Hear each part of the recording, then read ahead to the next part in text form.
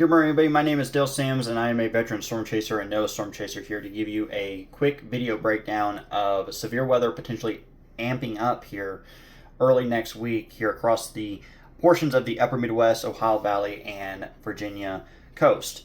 All right, so let's go into day 4 outlook from the NOAA Storm Prediction Center, which highlights the upper Midwest here. It's a 15% outline. All right, so it covers a pretty large area. You see basically from Davenport, Iowa, all the way up into Michigan and Wisconsin and Minnesota. Okay, so and then on day 5, here the risk here moves off to the east across the Mid-Atlantic and Ohio Valley, and then on day 6, the Virginia coast. Okay, so getting it back here on day 4 for Monday. Let's go ahead and take a look at some of the long-range guidance here and what it's putting out right now. Okay, so we're taking a look here at the GFS, 06Z GFS, and what we're taking a look here is shear. Okay, so we're looking at the amount of shear in the atmosphere to help organize severe storms and help grow thunderstorms. Okay, so less shear you have, the less chance you have as one component to all the ingredients you need to produce severe weather. The stronger shear you have, the possibility of stronger storms and more organized storms. So we're taking a look here at Monday at 9 a.m. here across the upper Midwest. We do have some very light, shear values here across the upper Midwest. All right, and here as we go through time here, and then we get about 6 p.m., you see now we get some brighter colors. All right, across Wisconsin and eastern Minnesota. All right, and this specific model is pumping out between 60 to, roughly, I think I saw 80, 60 to 80, even 100 knots. All right, so again, this is just one model solution, but if that does verify, if we do get shear values between 70 to 100 knots, there's definitely going to be, some kind of upgrade to the outlook, enhanced risk upgrade across portions of Wisconsin and here Michigan and the upper Great Lakes region here. Those are pretty steep shear values here for storm organization and for storm hazards. All right, so that's the shear. And now taking a look here, we're taking a look at the Cape, okay, and or looking at the fuel you need for thunderstorms here, okay? And the higher Cape you have, the higher fuel and energy you have for storm development, and the less you have, less chance for storm organization and development, all right? So convective available potential energy, that's what the Cape stands for. Okay, so taking a look here at noon on Monday, the 06Z GFS model wants to pump out some, increasing Cape values here across Illinois and into eastern Iowa, again around noon. And then by 4 or 5 p.m., it's showing Cape values here 4,000 plus here, 4,000 to 6,000 joules a kilogram. Okay, I can explain this. So we typically consider, Cape values anywhere 1,500 to 2,000 joules a kilogram or higher to be pretty significant Cape energy for storm development, storm organization, and storm growth. When we start getting to 3,000, 4,000, 5,000, joules a kilogram of Cape, that's pretty extreme instability in place to not only support thunderstorm development and thunderstorm growth, but also here to be a lot more widespread area of thunderstorms and severe thunderstorms. So again, that's just one model solution in terms of the Cape values for Monday. But you also have to remember here we are in the middle of summer. Okay, so typically in your summer months, you have a lot of energy. You see higher Cape values and extreme Cape values like that the models want to put out because it's you get hotter days than versus in the fall or winter or even spring. So again, we'll see Cape values as high, but it is something to definitely mark and monitor as we get over the weekend as we get closer. Okay, And the final ingredient I want to show you, severe weather ingredient, is the 0 to 3 kilometer storm relative helicity, okay, for Monday here. And this is, again, at 10 a.m. Here you see some increasing SRH, or storm relative helicity, here across the upper Midwest here. And then throughout the day, 5 p.m., 6 p.m., we see helicity values around 300 to 400. And once again, if you don't know what the storm relative helicity means, or SRH, what we look for in that helps in terms of, potential severe magnitude. Okay, so the higher SRH you have, that supports more stronger severe thunderstorms, and even stronger and possibility of stronger tornadoes. If the ingredients line up to support that kind of setup here. Okay, so at the very least, this definitely looks like a damaging wind and hail setup. And then given the extreme Cape values, shear values between 70 to 100 knots, that's what's on the show. And then the SRH, so relative helicity, values are pretty steep. Here, it's safe to say this is going to probably be an all severe mode situation, and setup here. And thing I also want to show you is how the radar could look. Now, again, today is Friday, and then where this is looking in 3 days ahead. So I don't put my stock in a whole lot on, looking at future radar days out in advance.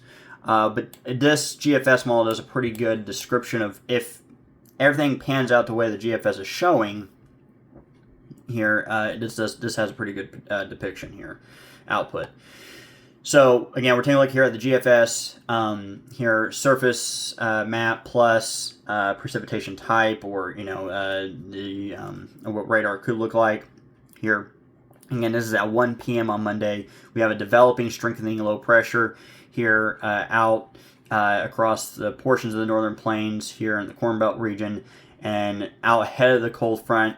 Here in these boundaries here, we do have here what shows around 1 p.m. a supercell developing along this boundary here and across Minneapolis into the Great Lakes. All right, and then as we increase through time, this is 4 p.m. here, 5 p.m., 6 p.m., 7, and then 10 o'clock. This is around 8 p.m. here, and you see it shows storm complexes, very intense storm complexes, supercells, multicells, linear mode. Okay. And then the cold front being back here, back behind it, with the low pressures, starting to scoot a little more east here. Okay, so again, this is a scenario if, right now, if everything pans out the way the GFS is signaling, this would be the highest scenario here, highest severe risk scenario, where we see an enhanced risk here and all that across portions of Wisconsin and the Great Lakes and Upper Great Lakes there. Okay. Again, there's no guarantee yet. Again, it's just trends to monitor for this particular setup for Monday. But with Monday, Tuesday, and Wednesday being highlighted by the Storm Prediction Center, I definitely think out of the 3 days, Monday is it has the highest ceiling for severe potential, or higher end severe. So again, we'll monitor that. And the camera back around here. Sorry, I'm doing that to you guys. Now let's go ahead and move on to Tuesday's setup here, okay?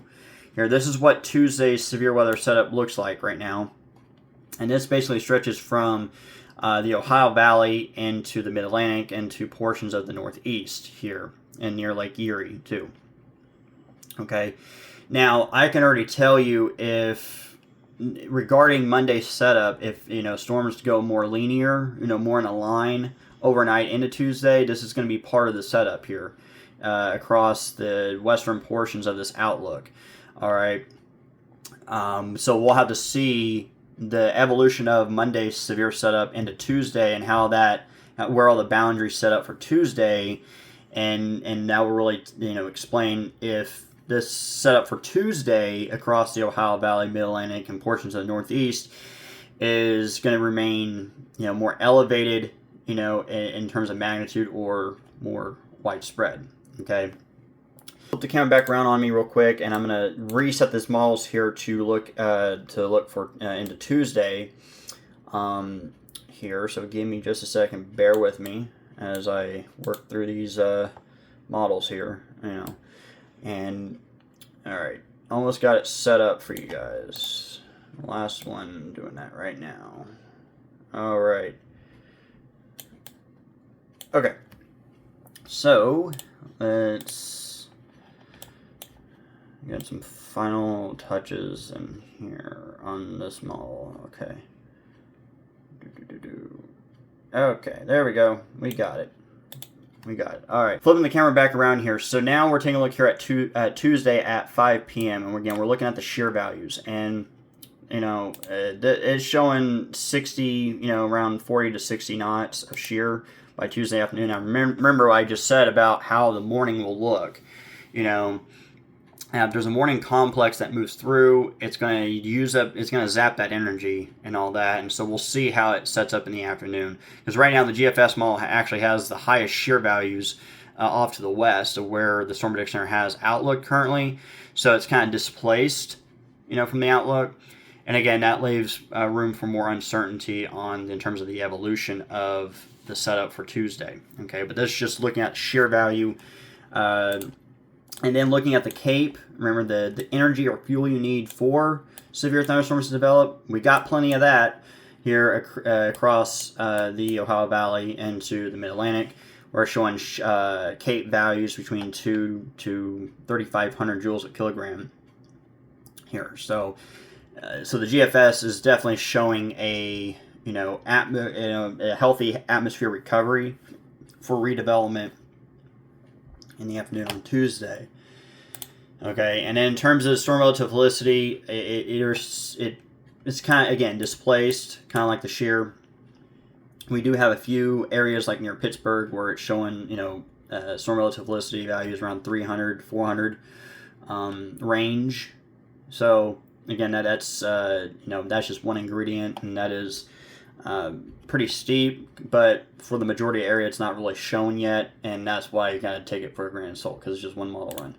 And then, again, I don't put a lot of stock into this future, what the radar is going to look like kind of data, but showing for Tuesday here, the GFS wants to put out, again, a line of storms, rain here across the Ohio Valley around 11 a.m. here, and then storms increase in coverage further, towards Pittsburgh and, western Pennsylvania region here. Okay, so again, that is for Tuesday setup here, and then we'll take a quick look here into Wednesday setup here. So give me just a second. And again, out of the 3 days, I do definitely expect that Monday is going to have the highest potential here in widespread coverage compared to Tuesday and Wednesday here. So there we go. All right. So this is a prime example. I saw this on the model data, and I'm going to prove my point why I don't put a lot of stock into the future radar guidance. We're several days out. But here for Wednesday at 1 p.m. And you see, now we're focused here across the Virginia coast. Here we're again 30 to 40 knots of shear here, and then it really increases by 10 p.m. All right, and then you see more like around 50, close to 60 knots and shear. And oops, didn't reset this map, so we'll just manually move it here. And then in terms of CAPE value across the Virginia coast, there's a cutoff line there where the most unstable air mass is going to be versus the stable air mass here. So it basically slices the Virginia coast in half of where the highest convective energy is to where there's no convective energy. And again, that's just along the front there.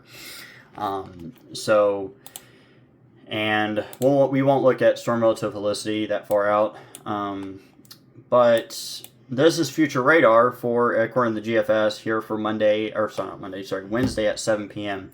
And you see it shows a very intense line developing right along the Virginia coast and off the Virginia coast. All right, so one possible scenario where that does occur, but seeing how right now there's enough ingredients there overlapping there to issue a 15% severe outlook. But there's still some uncertainties, and those uncertainties is how does the shear play out? How does the CAPE play out? And in terms of storm organization, how widespread and coverage is the storm coverage going to be?